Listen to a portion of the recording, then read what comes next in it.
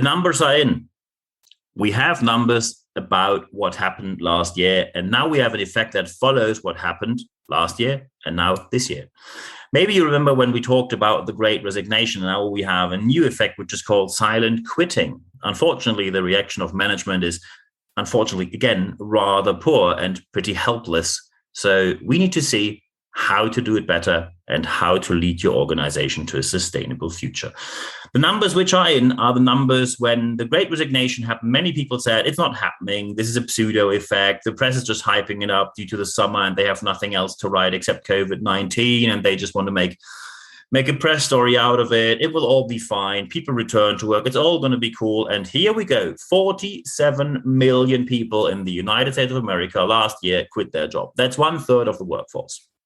1/3 of the workforce. Look into your organization. When I tell you 1/3 is quitting within the next year, which means within 12 months, not all of them at the end of this 12 months, and not with you being prepared for it.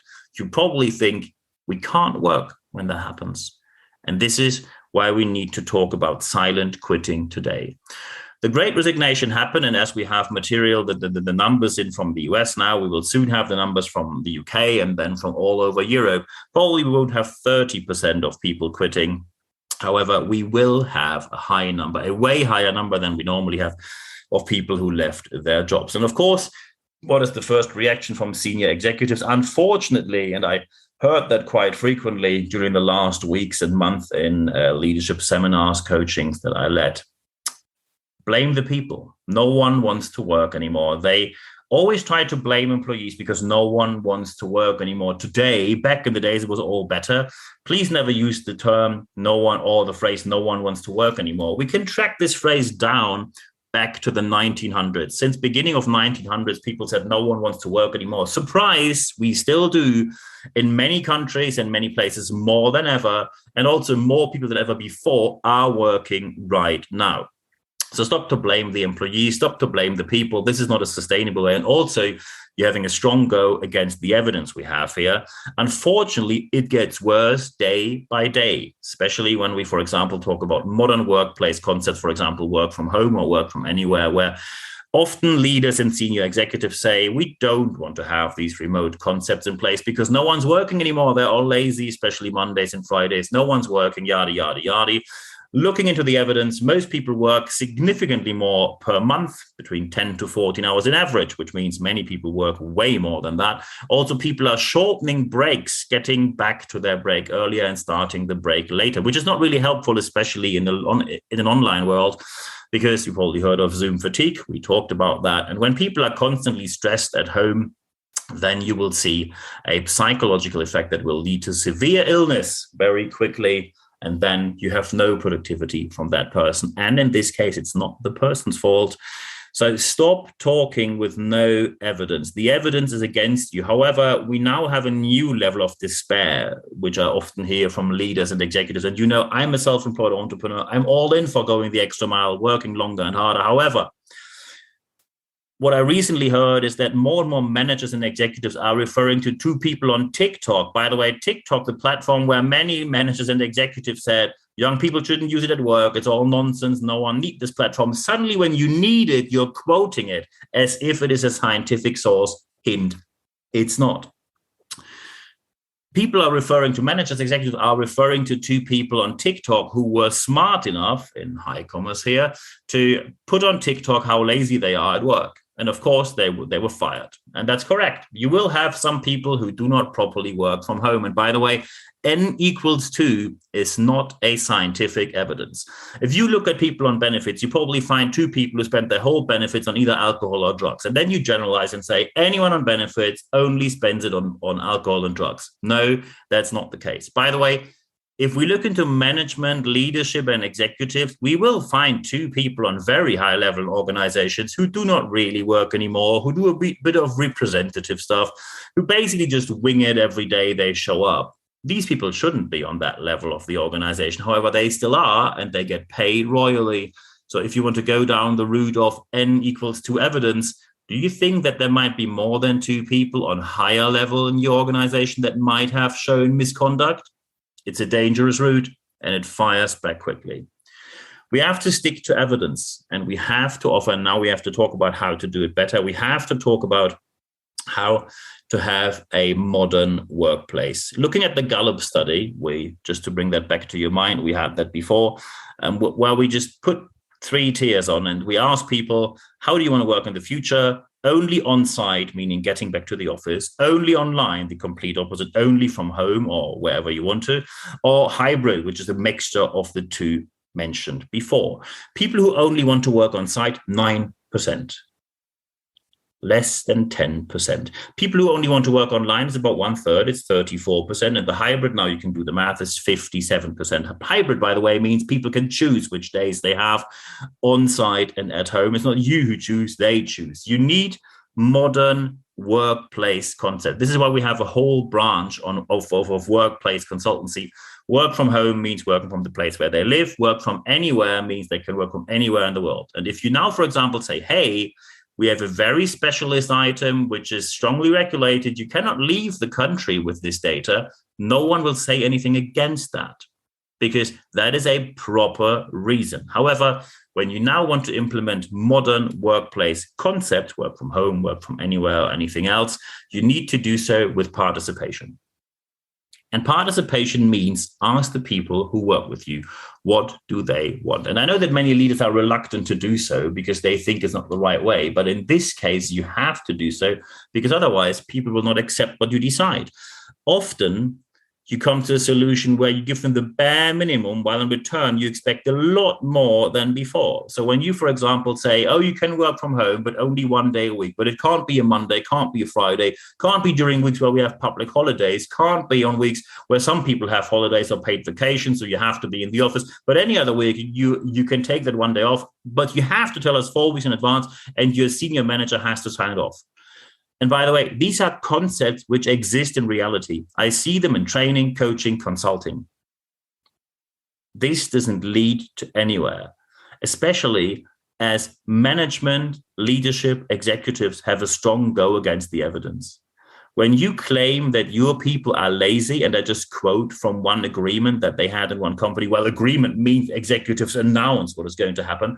They said people can work from home 1 day per week, but not on Mondays, not on Fridays, because, and now buckle up, because people tend not to work properly from home on Mondays or Fridays.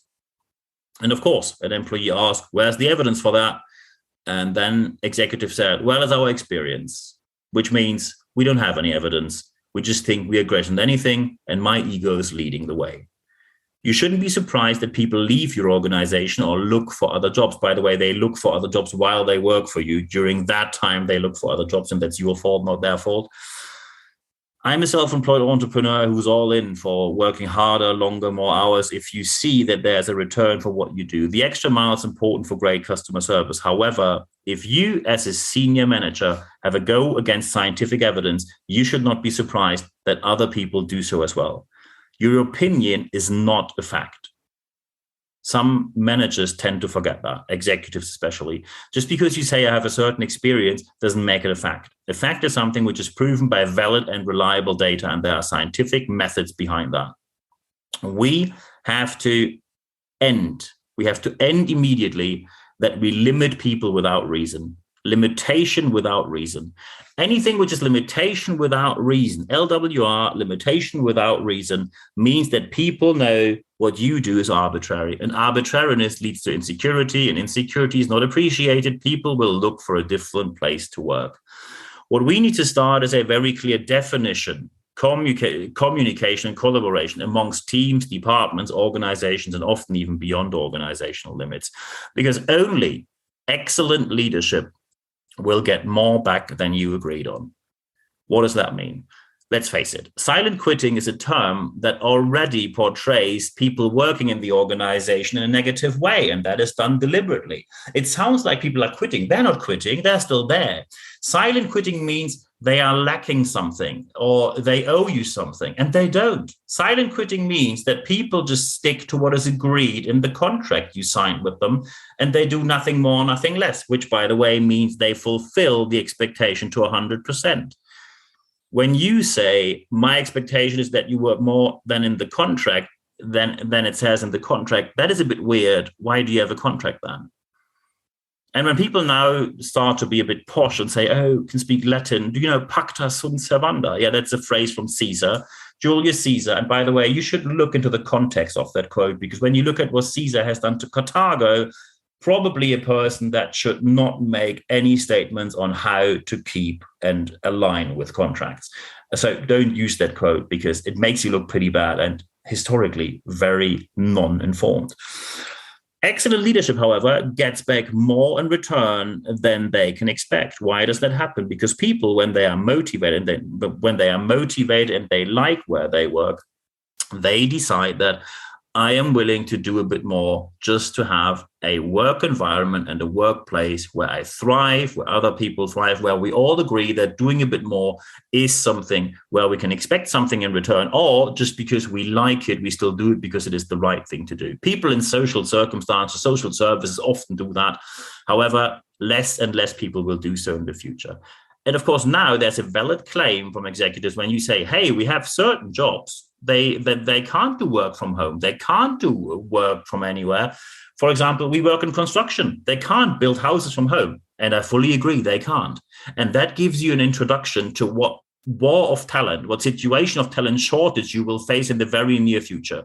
And the last thing you now need is people not silent quitting, but sticking to the word of the contract, not going a single minute extra, only due to bad leadership.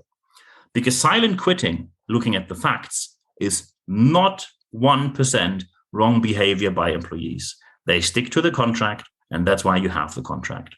However, when you cannot make people offer you a bit more, it often is due to bad leadership. So this is a very rare case where even despite the fact that senior executives, management leadership tries to portray it as a blame on the people who work for you, the only people to be blamed here are senior executives. And I know that when you work in a large organization, it is very challenging to say, we need a solution for absolutely anyone, and maybe you can't find a solution for anyone. However, if I now ask you, let's say you say, we don't offer work from home, we don't offer work from anywhere, so you work on site, or maybe you say online just a tiny bit, you lose at least 1/3 of the talent market, if not more, probably half.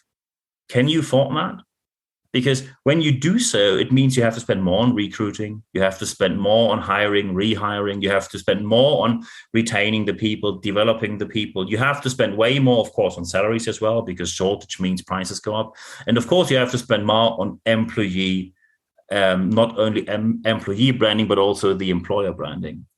Do you have money for that? Because if you have money for that, you probably have money to get a bit of tech in place that people can work from home, which is the better solution, I can tell you. Because anything which happens on site means you're bound to the region which you're bound to physical limits, you're bound to physical areas. And as soon as other organizations from your sector compete in your area and they say, we pay you the same or even more, but you can work from home, you will lose out. You will lose miserably. Because since we now have work from home, work from anywhere, your competitor is not the one that is next door. Your competitors are not the organizations that come from your region. Your competitors are any organization with internet access. So getting this together means silent quitting. Employees haven't done anything wrong because they still stick to the contract. However, leaders have done so badly wrong that now people are not motivated anymore and they just stick to doing the standard, which is their right. So it is now the time to get to a level of better leadership.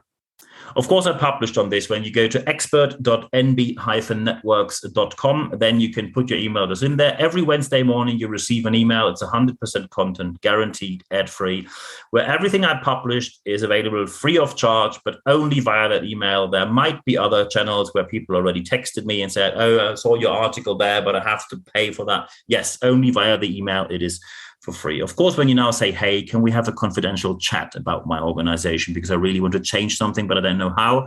Of course we can. Doesn't cost you a penny. Just drop me an email, nb@nb-networks.com. When you now say we have something very specific, we need training, speaking, coaching, consulting, mentoring, project interim management, or hey, we have an event, can you host it or can you speak there? Of course I can. Of course I can. But we can also just have a chat about your organization and how to make the future better. nb@nb-networks.com. I'm looking forward to hearing from you. We had great chats during the last weeks. And by the way, talking about great moments of the last weeks, I have to say thank you to you again. Last week, for the first time, we had a quintuple top 150, top 200 ranking in six different occasions in 5 different countries. We posted it on Instagram, etc. When you go on our social media or LinkedIn, you can see it as well. Thank you very much. This goes way beyond anything I could have ever thought of with this podcast, because this podcast is run just by me. I'm sitting here at my home now in Zurich, speaking into my computer. There's no fancy tech. There is no money spent on advertising. There's no pseudo fake clicking, and there are no wild claims of I teach you everything in just 2 minutes. This is run on scientific evidence, experience, knowledge, and facts. And I am very happy to see that there are still people out there who appreciate that, who want to work based on science, because science works, unlike just opinion, which you often find on the market, especially in the very bad pseudo speaker ego world. So thank you very much for your support. I think there's a lot more to come, and I know there's a lot more to come. I just want to say thank you here. The most important aspect right now is to apply what you heard so far, because only when you apply the knowledge, what you heard, then you will see the change in the organization or your organization that you definitely want to see happening. Wishing you all the best doing so. Of course, I'm happy to support you. Just drop me a line, drop me an email if you like to have a chat. And now there's only one thing left for me to say. Thank you very much for your time.